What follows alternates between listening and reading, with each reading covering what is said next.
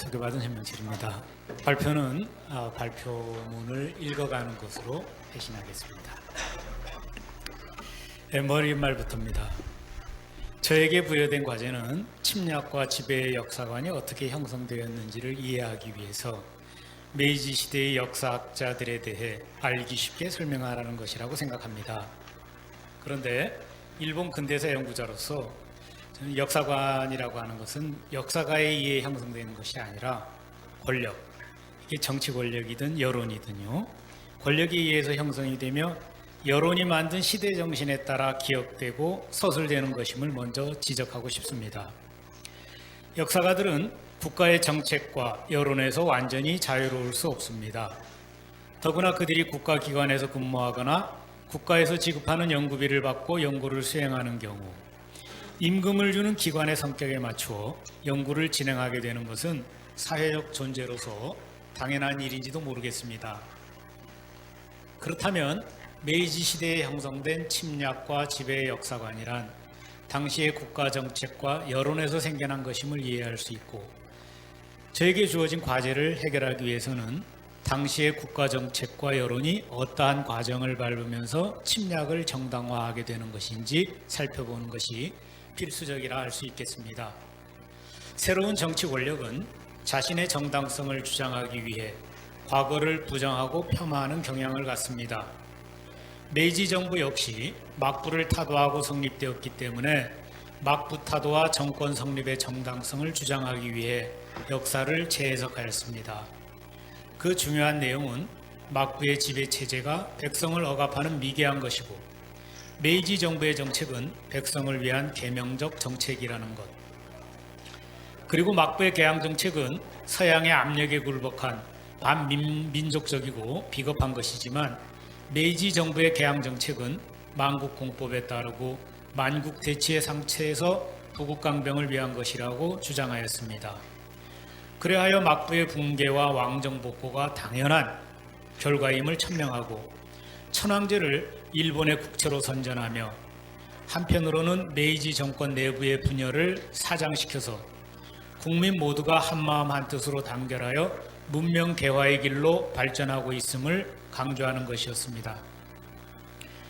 모든 변화에는 저항이 따르는 법이며, 메이지 유신이라는 급격한 변혁에는 정말 강력한 저항과 분열이 있었습니다.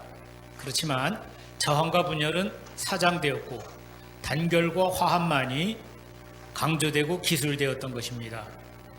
결과적으로 근대화의 성공과 일본의 발전, 전쟁의 승리와 대외 팽창, 이것은 일본 민중의 열광을 불러들였고 메이지 정부의 역사관에 정당성을 부여하였습니다. 부국강병과 국권 확장이 국시화되었던 시대에 애국이라는 시대 정신의 세례를 받은 역사가들도 적극적으로 이를 받아들였고 여기에 참여하였습니다. 종종 애국의 방법에 차이가 있어서 억압을 받은 사람들도 있었지만, 대체로 국민으로서의 자각이 정부 정책을 지지하지 않을 수 없는 흐름으로 이끌었던 시대임을 우리는 이해해야 하겠습니다. 메이지 정부의 역사관은 또한 일본의 대외 침략에 대해 정당성을 부여하는 작업으로 진행되었습니다. 에도 시대의 한일 우호 관계가 폐단이고 일본의 치욕이라는 역사관이 생겨납니다.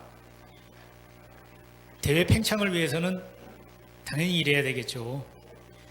메이지 초기의 외교를 둘러싼 갈등은 사실 과거 막부 시절의 외교 관계를 폐단이라고 규정하고 이를 개혁하려고 했던 메이지 정부의 스시마본과 과거의 외교 관계를 성신지교라고 믿어온 조선 동래부의 충돌이 그 핵심이었습니다. 그럼에도 불구하고 모든 갈등의 책임을 조선으로 돌리는 일본 외무성의 정책은 그대로 역사가 되었습니다.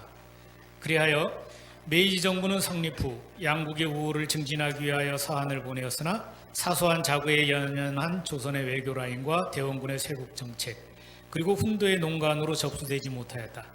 이로 말미암아 일본에서는 정한문이 발생하였고 결국은 운요 사건을 계기로 힘에 의해 강화도 조약을 체결하여 조선을 개국의 길로 이끌었다 라는 역사관이 교과서에 기술되게 됩니다.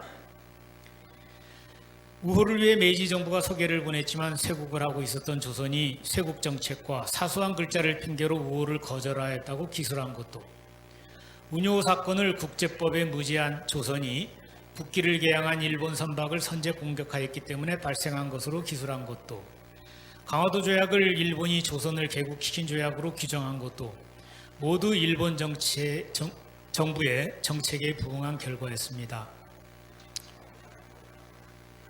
다 하나하나 검토해야 될 문제가 되겠죠. 이러한 인식은 조선과의 전쟁에 대비하기 위한 명분 구축이었으며 훗날 식민지 지배에 대한 정당성을 주장하기 위한 식민사학으로 연결되어 역사가 되었습니다. 청일전쟁도 청나라가 조선을 지배하기 위하여 먼저 발포한 것이며, 일본은 조선의 독립을 위해 전쟁에 참여했다거나 러일전쟁 역시 조선의 독립을 위한 것이었다는 기술 등등은 당시 정치가들의 선정과 이에 부응한 여론에서 파생된 역사였습니다. 역사가들도 이러한 시대를 합리화하고자 활동하였습니다. 그런데 이때의 근대사학은 서구에서 들어온 근대 실증사학의 견고한 논리로 구축되었음을 이해해야 합니다. 이는 근대 일본 역사가들이 만들어놓은 역사상을 비판하기 위해서는 더욱 실증적으로 설득력 있는 근거를 제시해야 한다는 의미가 되겠습니다. 마치 법정에서 상대방의 논리를 예리하게 비판하거나 상대방의 비판에 대해 견고한 방어 논리를 마련하기 위해서 증거를 제시해야 승리할 수 있는 것과 마찬가지입니다. 당위성이나 명분론으로 혹은 신앙이나 힘의 논리로 문제를 해결할 수 없다고 생각합니다. 이 메이지 유신과 근대사학의 시작. 전쟁 전 일본의 역사교육의 목표는 충분 애국에 있었습니다. 따라서 여기에 위험하다고 인지되면 바로 탄압이 가해졌습니다. 대표적인 것이 고대사, 특히 천황제 연구에 대한 탄압이었다고 알려져 있습니다. 제국대학 교수였던 구메 구니다케가 신도는 제천의 오래된 풍속이라는 논문을 발표했다가 신도가들의 공격을 받아 대학에서 추방된 일이나, 교과서에 남북조 시대 기술에 있어서 남조를 정통으로 삼지 않았다고 문부성 편수관이었던 기다 사다기치가 휴직 처분을 받은 일, 쓰다 소기치의 일련의 고대사 연구가 황씨를 모독하였다고 출판법 위반으로 기소되어 1심 유죄 판결을 받은 일 등은 대표적입니다. 이들 역사가들이 천황제를 부정하거나 반정부적인 입장에서 연구를 한 것도 아니었습니다. 다만 현재의 정치와 거리가 먼 고대사를 연구하였기 때문에 비교적 안전한 연구를 할 수 있었고 위험하다고 느끼지 않았고, 그로 인해 많은 업적을 남길 수 있었던 것이 이유가 되겠습니다. 그럼에도 이와 같은 비난과 탄압을 받은 겁니다. 그만큼 일본의 근대는 국수주자들이 큰 소리를 치는 시대였습니다. 탄압을 받았던 이들도 대팽창과 식민지배의 정당성을 고대사에서 찾아낸 역사가였습니다. 고대사가 이럴진데 근세 근대사 연구자가 정치적 요구나 여론 혹은 시대 정신을 비판하는 것은 불가능했습니다. 반역죄를 두려워하지 않고서는 정부의 선전을 받아들여야만 했고, 여론에 입각하여 정부 정책을 합리화하는 역사를 연구하고 기술하지 않을 수 없었던 겁니다. 마치 변호사가 의뢰인을 위하여 법리를 끌어들이는 것과 같다고 보입니다. 당시는 모든 학문이 국가정책의 정당성을 지지하기 위하여 활동하였던 시대였다고 생각합니다. 학자의 역할도 국가를 위한 활동이라고 규정되었습니다. 애국심 과잉의 시대라고 표현할 수 있을까요? 본 발표는 여론에 따라서 메이지 정부의 정책을 합리화했던 근대사 역사가들을 살펴보는 것이 아닙니다. 오히려 나름 학문적 객관성을 유지하고자 노력하였던 고대사 연구자들의 연구가 정치적으로 억압을 받는 상황을 통해 메이지 시대의 시대상을 이해하고 그리고 식민지사학이 성립되는 토대를 발표보고자 합니다. 에도시대의 사학. 에도시대의 사학을 대표하는 건 본조통감과 대일본사가 있습니다. 여기에 대해서 간단히 살펴보겠습니다. 본조통감은 1670년에 완성된 것으로 310권에 이릅니다. 특징은 유가신도라고 하는데요. 이거는 불교적인 요소를 배척하고 신유일치를 주장합니다. 왕도가 변하여 신도가 되고 신도가 변하여 유도가 되었다 라는 말이 굉장히 유명한데요. 일본은 신국이다라는 주장이 유자학적 정통성을 받아들여 가지고 이렇게 이해가 된 겁니다. 당시 유학자들의 일본 국채론이라고 하는 것은 유교적 성인의 이상상을 그대로 받아들여 불교와 크리스토교를 배척하는 것이었습니다. 본조통감 이후 미토 번주였던 도쿠가와 미스구니가 편찬한 대일본사가 주목이 됩니다. 이건 완성이 되지는 않았었는데요. 1657년에 시작이 되어 메이지 중엽에 이르기까지 250년에 걸쳐서 메이지 시대에 완성이 되는 397권으로 구성된 기전체 역사입니다. 청나라 고종학의 영향을 받았지만 사실보다는 명분을 중시한 특색이 두드러지고 또 메이지 고증사학을 이끄는 견인이 되었다는 평가를 받는 책입니다. 이 책하고 메이지 유신과 근대사학의 시작이 연결이 됩니다. 메이지 유신이 왕정복고라는 형태로 이루어진 결과 고대 율령제 정치 형식이 복고되어 태정관에서 관찬 일본 역사의 편찬이 기도되었습니다. 말하자면 역사의 왕정복고였습니다. 1869년 4월 산조 사네토미가 수사총재가 되어 수사국이 설립되었습니다. 수사관은 태정관 직속의 국사편찬소였습니다. 시게노 야스쿠니 외에 구메구니 다케, 호시노 히사시 등 한학자들이 편수관이 되어서 관찬 일본 역사의 편찬을 개시했습니다. 처음에는 육국사를 계속할 예정이었지만 대일본사가 있었기 때문에 중단된 에도시대에 중단된 대일본사가 있었기 때문에 예정을 변경해서 요거 완성시키자 해서 대일본사를 계속하기로 결정이 됩니다. 하지만 에도시대의 편찬물을 어떻게 계승할 것인가 하는 문제가 발생합니다. 그래야 대일본사에 대한 부문 비판이 이루어지죠. 메이지 초기 서양의 고고학과 인류학 등이 이식됨에 따라서 고분이 발견되고 과학적 연구가 개시되었습니다. 초기의 역사학자들은 권선징학이라는 봉건사학의 도학적 관념을 배척해서 고증사학의 객관주의를 달성하고자 했습니다. 대표적인 것이 고지마 다카노리의 존재를 부정하고 구스노키 마사시계의 일화를 부정한 일이었습니다. 이는 엄밀한 실증 끝에 나온 결론이었지만 남조의 충신이라고 떠받들어온 인물의 존재를 부정한 것은 국민 도덕을 파괴하고 충성의 정신을 훼손한다는 엄청난 반발이 일어납니다. 뒤이어 구매의 필화 사건을 계기로 신변의 위험을 걱정할 정도가 되자 시게노는 제국대학 교수를 사직하였으며 결국 관찬 대일본 편년사는 1893년에 중지됩니다.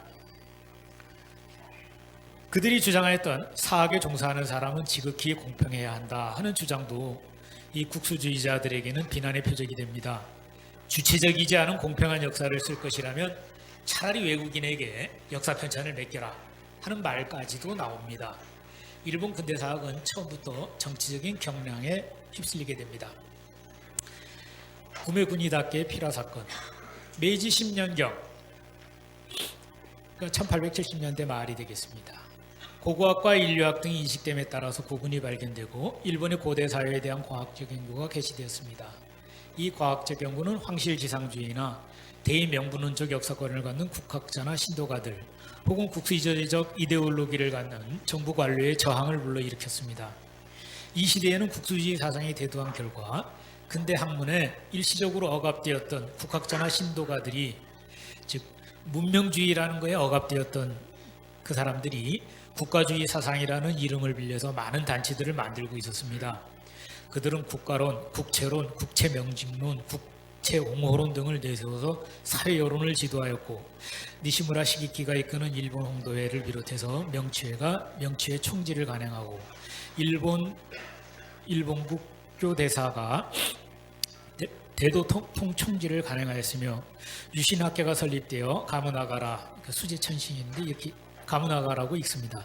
신의 뜻대로라는 의미를 갖습니다. 이런 잡지를 발행하고 있었던 시대였습니다. 이 시대의 분위기에서 우치무라 간조의 불경 사건이 발생하였고 구매의 필화 사건이 발생하였던 것입니다. 구매군이다케의 필화 사건에 대해서 살펴보겠습니다.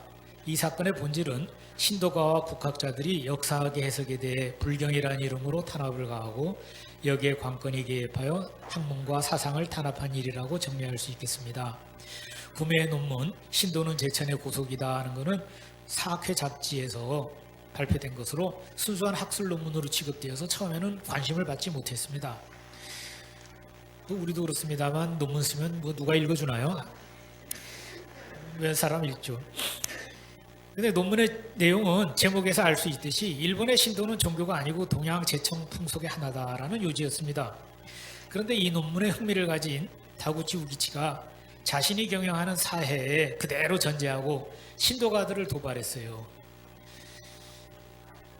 그래가지고 소개함으로써 이 주목을 받게 됩니다. 이는 보수단체와 신도가들의 배격운동을 촉발하였으며 신도가들은 국내성, 내무성, 문부성 등으로 몰려가 항의를 하였고 결국 이 배격운동은 효과를 얻어서 3월에 구매는 제국대학 교수와 수사관에서 쫓겨나고요.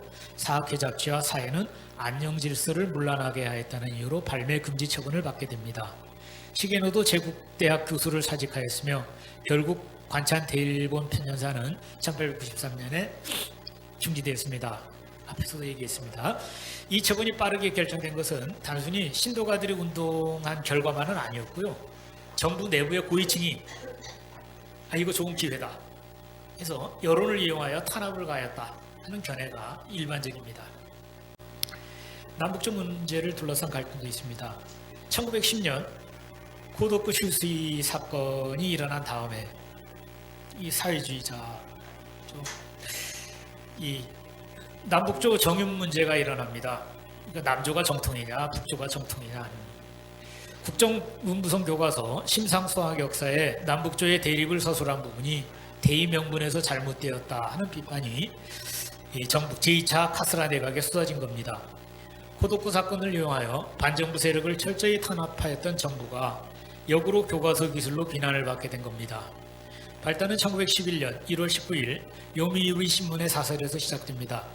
와세대 대학 강사들이 신문 사설에 공감하여 이는 국민도덕의 근저를 파괴하는 큰일이다 라고 평가하면서 교과서 개정운동을 일으키게 됩니다.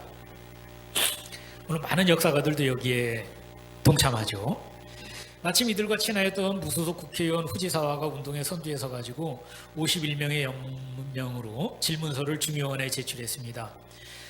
카스라 내각은 이를 막기 위해서 노력했고 후지사와가 결국은 그 압력에 굴복해서 질문을 포기하였지만 거꾸로 여론은 악화됩니다. 편수관 기다 사다기치가 역사학서로서의 입장과 문부성 편수관이라는 관료적 입장에서 허리를 굽혔고 야당은 이를 놓치지 않고 정부 공격의 기회로 삼습니다. 야당 당수 이누카이치 요시는 이 교과서 사건은 대역 사건보다 오히려 더 중대한 문제다 라는 역사가가 아니기 때문에 이를 역사상의 사실로 지금 비평하거나 논의하려는 생각은 없지만 국체인 만세일기의 황통에 대해서 문부성의 관료들이 이를 의심하고 개찬하려고 하는 것이 대역 사건 이상이다 라고 논해가지고 내각 전체의 책임이 아니냐 하고서 얘기했습니다. 결국 이 결의안은 부결되었지만 역사 문제는 정쟁의 도구가 되었음을 알 수 있습니다. 이 사건은 민간운동으로 확대됐습니다. 그들은 대일본 국채옹호단을 만들어 여론을 형성하였습니다. 여론은 남북조 양립을 허용한 문부성의 입장을 이해하려는 노력은 전혀 하지 않습니다. 오로지 정통성을 핑계로 단죄에 나섭니다. 교과서 집필자로 당시 책임자였던 기다 사타기치에 대해서는 기타가 고도쿠의 일파이며 국채를 파괴하고 국가를 전복시키기 위해 장기 계획으로 어린이들에게 잘못된 사상을 심고자 한다는 루머까지도 나타납니다. 사실 남조를 정통으로 삼는 주장은 에도 시대에 시작되었습니다.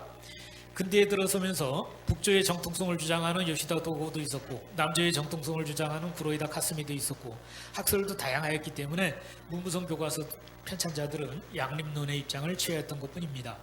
이는 대학에서 일반적이었고요. 그 당시에 교과서위원회에서 아무런 반대 의견 없이 통과된 사항이었습니다. 그러나 이 사실이 여론의 공격을 받게 되자 카스라 수상은 바로 개정을 약속하고 문부상도 아무런 회의 절차 없이 교과서의 개정을 통보합니다. 기타는 휴직 처리가 됩니다.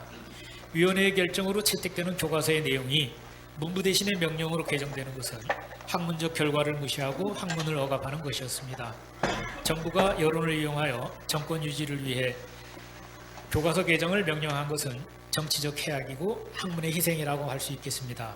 북조는 점차 삭제될 운명에 놓이게 됩니다. 다이쇼 시대에 들어서면서 산업자본주의의 확립, 제국주의의 발전과 더불어 국가주의는 파시즘의 길을 걷게 됩니다. 교과서 사건으로 승리를 맛본 대일본 국채옹호단은 해산하였지만 파시즘과 더불어 국수주의, 국가주의적 다양한 국채옹호단체가 생겨납니다. 파시즘의 고대사 연구 탄압. 이제 1939년 동경제국대학 법학부 동양정치사상사 강좌가 생겨납니다.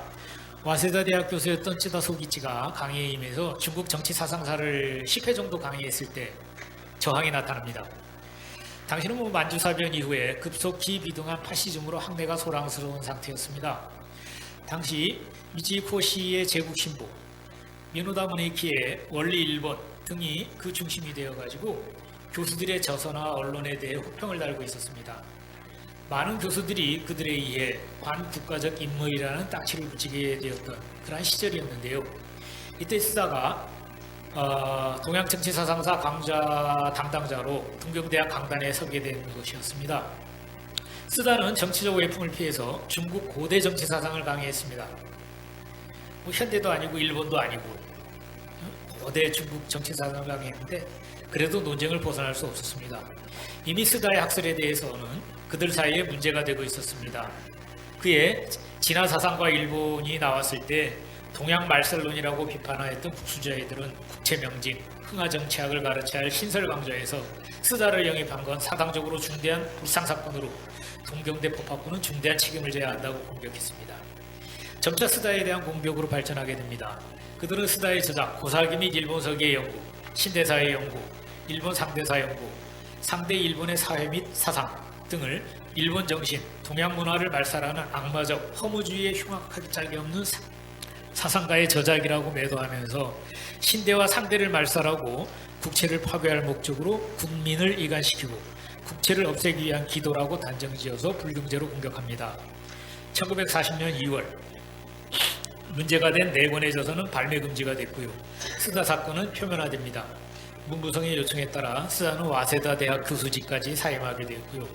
뒤이어 3월 스다는 출판법 위반 혐의로 출판자인 이와나미 시게오와 함께 동경 형사지방재판소에 기소됩니다. 그해 11월부터 41년 1월에 걸쳐 그 짧은 시간에 21회, 21회의 공판이 있었습니다. 결과는 구류 3개월, 집행유예 2년이었고요. 고사기 및 일본 서기의 연구만 유죄로, 나머지는 무죄로 인정됩니다.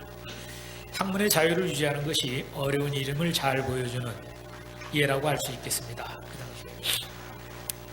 마지막으로 침략과 지배의 역사관입니다. 식민사관에 입각한 한국사연구는 총독부 시기에 완성되었지만 그 원형은 고지기나 니혼쇼기가 편찬되는 고대에도 보입니다. 에도 시대에도 일본 고전을 연구하는 국학자들이 신공왕후의 신라정복설이라든가 임나 일본 구설을 주장했고요.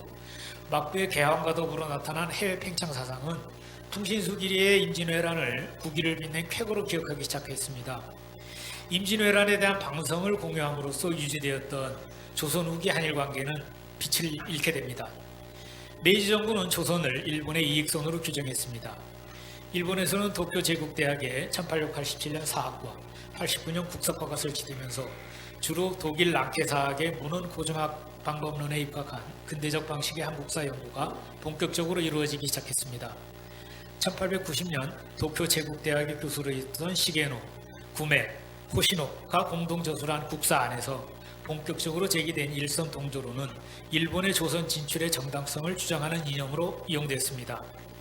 러일 전쟁이나 러일 전쟁에서 일본이 조선과 특수한 관계임을 학문적으로 입증하고 일본의 역할을 이끌어내기 위한 논리였습니다. 분명 의도는 순수하지 않으나 조선과 일본의 관계가 인적으로 긴밀하게 연결된 것이 사실임은 최근에 DNA 검사를 통해서도 확인됩니다. 그 후 요시다, 하야시, 시라토리 등이 중심이 된 한국 고대사 연구 역시 20세기 초 일제의 한국 침략이 본격화되자 그들의 침략 행위를 합리화하고 정당화하는 역할을 담당하였습니다. 총독부의 한국사 서술입니다. 조선을 강점한 후 조선 총독부는 교육에 대한 통제를 강화하였습니다. 조선교육령과 보통학교 규칙에 따라서 조선 역사 교육은 금지되었으며 조선사 교과서는 발행되지 않았기 때문에 조선 역사에 대한 관심은 반일 민족의식을 고양하는 조선인이 저술한 역사책에 점유되어 있었습니다. 이에 따라서 일제는 한일 합방 직후에 관학자들을 동원해가지고 고족조사, 구관제도조사 등 여러 사업을 실시해서 식민지 통치에 필요한 한국의 역사, 지리, 풍속, 법제 등에 대한 기초자료를 수집하는 한편 이를 합방의 정당성으로 삼고 독립운동을 배척하는 논리로 이용하려고 했으며 조선의 역사를 말살해야 한다 하는 비난에서 벗어나려고 합니다. 1915년 총독부 중추원 내에 편찬과를 설치해서 미우라, 이만희 씨, 구로이타 3명을 촉탁으로 조선 반도사 편찬에 착수합니다. 이들에 의해 작성된 조선 반도사 편찬 요지에서는 박은식의 한국 통사를 비판하면서 식민사관에 입각하여 한국사를 편찬함으로써 총독부 통치의 안정을 도모해야 한다고 주장하고 있습니다. 총독부는 조선인은 다른 식민지에서의 야만 반개의 민족과 달라 독서 숙문에서 문명인에 떨어지는 바가 없다고 인정했는데요. 이는 민족주의 역사가 박은식이 중국에서 지은 한국 통사와 한국 독립운동 지열사가 국내에 유입이 되어서 널리 읽히면서 반일 민족의식을 고취하고 있었기 때문에 이에 대응해야 한다는 의미였습니다. 1919년 3.1운동으로 항일 독립운동이 활발하게 전개되면서 조선인들이 역사에 대한 관심이 급격하게 증대되고 조선인들이 편찬한 역사책이 널리 읽히게 됩니다. 학교에서도 조선사 교육에 대한 요구가 증대되었고요.